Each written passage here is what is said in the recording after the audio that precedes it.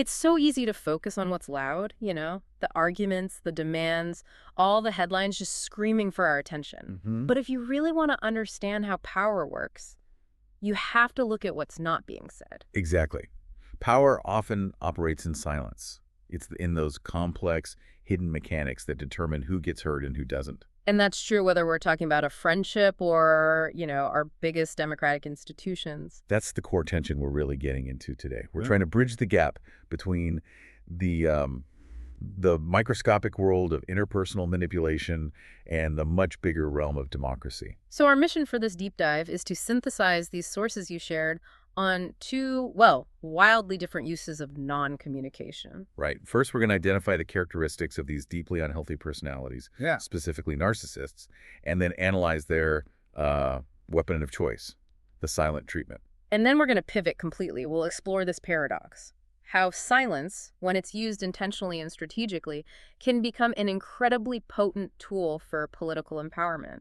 Yeah, even for resistance. So we're moving from decoding toxic personal behavior to analyzing strategic political engagement.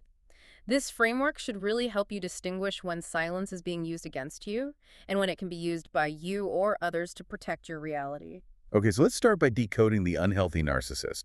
Our sources pull together, I think it's 23 common characteristics across both types. The classic overt type, the really bombastic one, and then the more challenging covert type. Yeah, exactly. And while, a majority of these traits usually show up in an unhealthy narcissist, we always have to say that a formal diagnosis, that requires a trained clinician. Of course. But the foundational characteristic that really ties both of them together is what the sources call the false self. It's the mask. It's their entire operative identity, absolutely. For the overt narcissist, think of this grandiose, really exaggerated sense of their own talents or skills. They expect superiority, but they don't have the record to back it up. The source material gives that perfect example, right? The super charismatic wealth creation speaker who promises unlimited success. But then you find out they own no real assets, and their life is just a mess of conflicts. They're selling a facade, an ideal designed to seduce people. And what's so fascinating is that the covert narcissist gets to the exact same place, but with the total opposite presentation. They do. Their mask is understated, maybe meek or mild. And it's just as deceptive because that quiet demeanor, it disarms people. So they can quietly achieve their aims with this sort of assured aloofness. The overt shouts, the covert whispers. But both are wearing a mask designed for control. And beneath that mask, the sources say both types share this ungrounded reality. They're preoccupied with fantasies of unlimited success or power or this ideal love that's just not rooted in anything real. It's a completely closed system. And that feeds right into the engine of envy. They're constantly scanning others, constantly comparing. So the overt narcissist might openly belittle their rivals. Because they see any success by someone else as a direct attack on their own imagined superiority. That sounds absolutely exhausting, just being in a constant state of silent competition. It's predatory. The overt type reacts to envy with this visible drive to, usurp or conquer. The covert narcissist is much more insidious. They work quietly, behind the scenes, to silently assassinate their competitors. Or they'll just avoid them, or stay silent around them. Right, and that silence signals contempt, dismissal. So all of this effort, this entire performance, it's driven by a relentless search for what the sources call ego supply and status.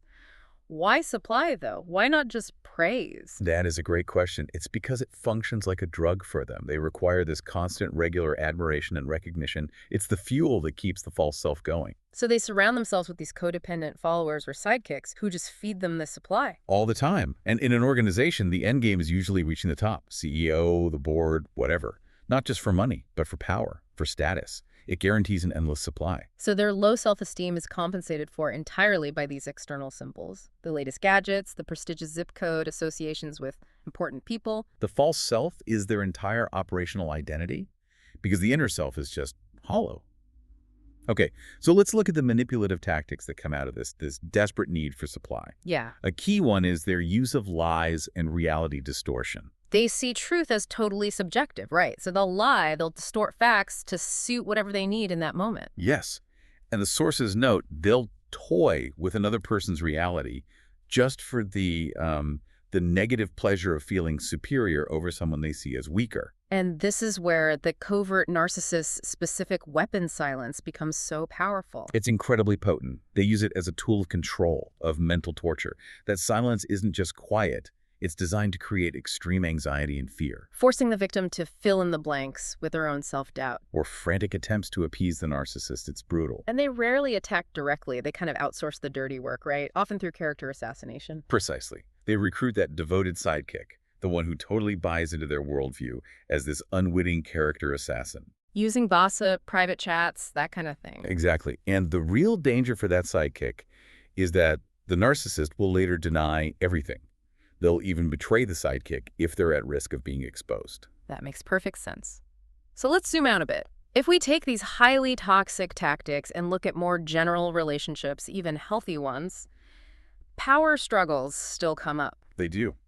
And our sources identify 3 common patterns that pop up around things like, finances, intimacy, big decisions. Right, and these aren't necessarily destructive, but they are points of tension. The first one is demand withdrawal. So in this pattern, the demander feels like their needs are being ignored. Let's say one partner wants to talk about retirement savings and the other just refuses. So the demander escalates, they get frustrated, maybe they start shouting. And the withdrawer responds by just avoiding their requests entirely. It could be an act of rebellion, or maybe they just don't know how to set a clear boundary. So how do you fix that? Well, the resolution requires a mutual commitment to respectful listening. You have to clearly state your needs without demanding an immediate change. So instead of yelling, you'd say something like, I feel like I need more support with our financial planning, and I need a firm 30 minutes to talk about it on Tuesday. Okay. The second one is the distancer-pursuer dynamic.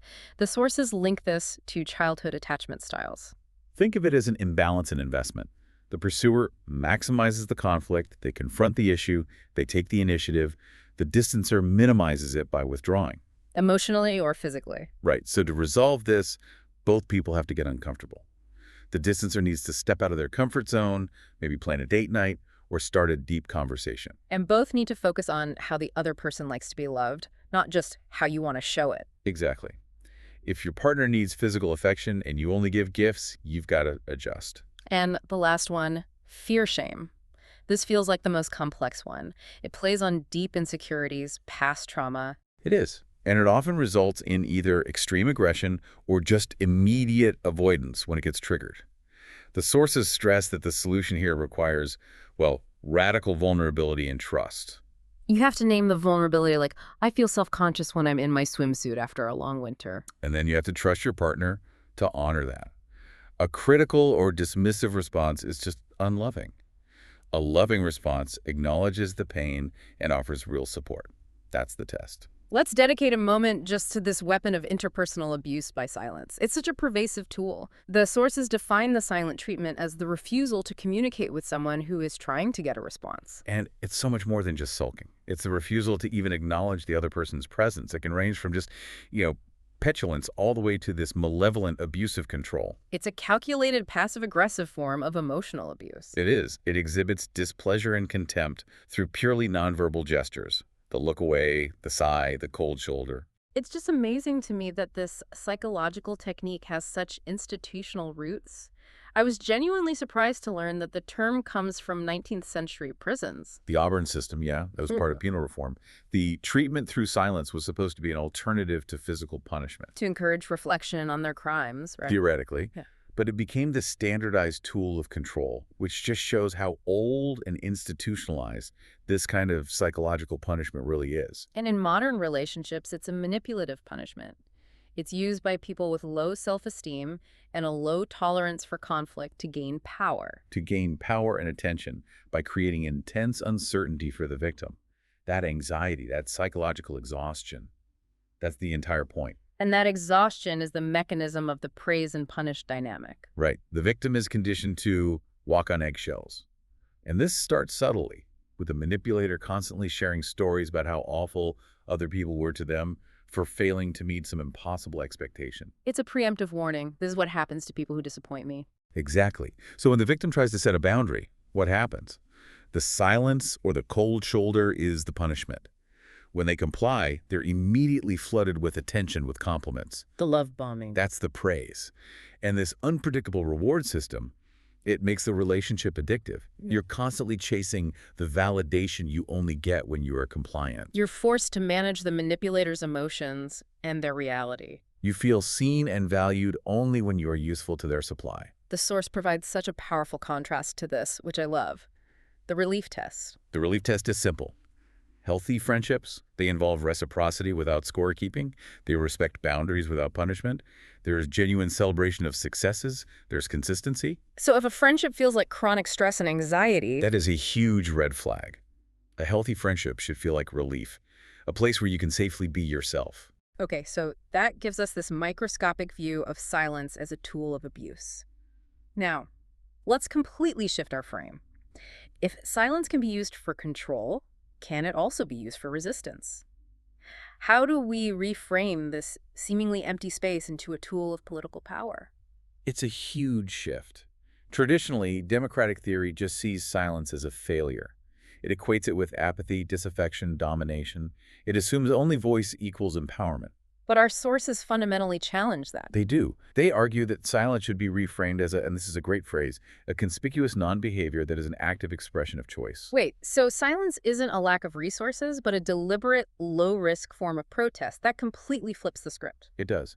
And it's especially potent because it's enabled by the political and legal right to remain silent, which is a fundamental limitation on state power. We just have to differentiate between disempowered silence, which comes from fear or inequality, and communicative silence. And communicative silence is the active, intentional choice. It's designed to reveal your attitudes or judgments to a wider audience. Precisely. A powerful example from the source is when Congressman Mulvaney cast a silent roll call vote against Speaker Boner. His action, or his lack of action, visibly signaled his political opposition. So silence acquires this strategic advantage, especially for marginalized groups.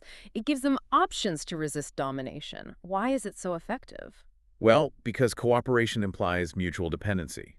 So suspending that cooperation through silence, it acts as an effective, non-violent veto. And it has a low barrier to entry. A very low threshold. It requires no extra resources, unlike a massive protest, and it's indirect enough that your motives can be ambiguous, deniable, which lessens the chance of retaliation. It's a powerful and accessible tactic for inclusion. And it has deep historical roots. You see it with the silent sentinels for women's suffrage standing outside the White House, or W.B. Du Bois' silent parade demanding anti-lynching laws. The collective silence of thousands amplified their outrage. Those historical strategies, they fit into the 4 ideal types of communicative silence that the sources identified. The first is effective silence. Which is used to sanction or punish until others change their behavior. It's the political equivalent of the silent treatment. Like the silent vigils in Taksim Square, Turkey. They signaled deep discontent, and it was extremely difficult for the state to counter because there was no noise to suppress. Exactly. The second is demonstrative silence. This is used to reveal specific beliefs in response to a cue like the Mulvaney vote. Third is emulative silence. And this is compliance with formal rules or norms, offered to foster solidarity. Think of a collective moment of silence after a tragedy like the Newtown shootings.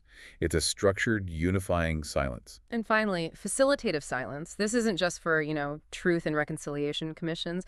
This applies to arguments at work or at home, too. Sometimes the most powerful thing you can do is just listen. Absolutely. It's conformity to informal conventions of civility and tact.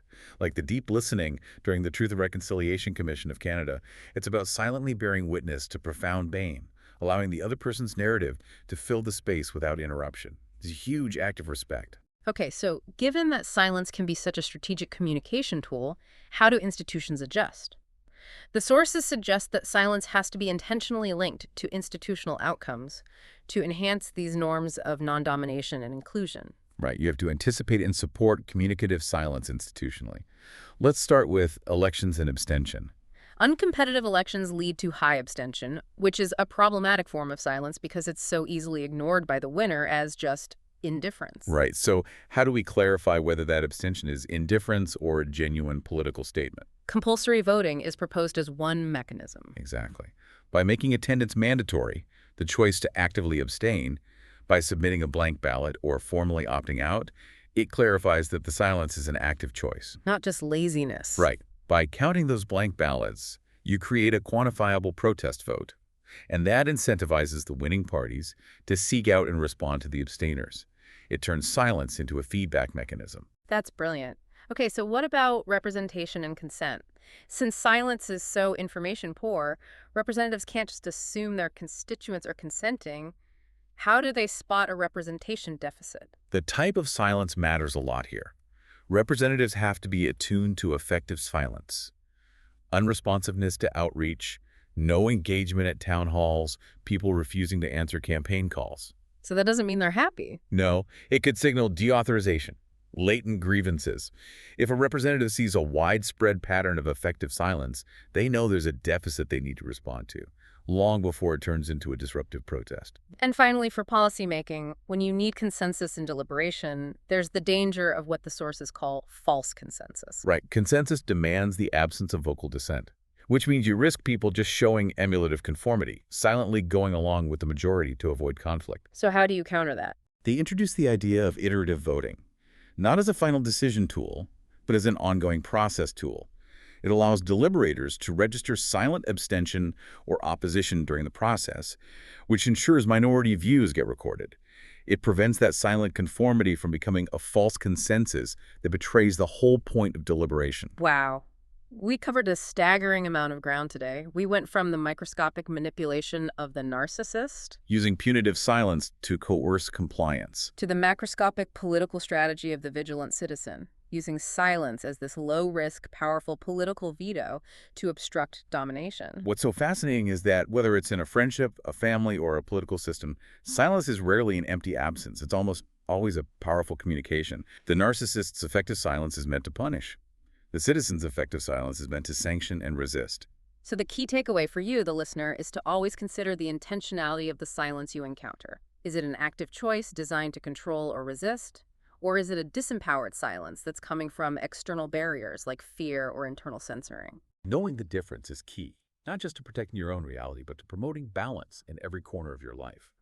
So ask yourself, when someone is silent, what message is that emptiness actually communicating? And, more importantly, what action does that intentionality demand from you?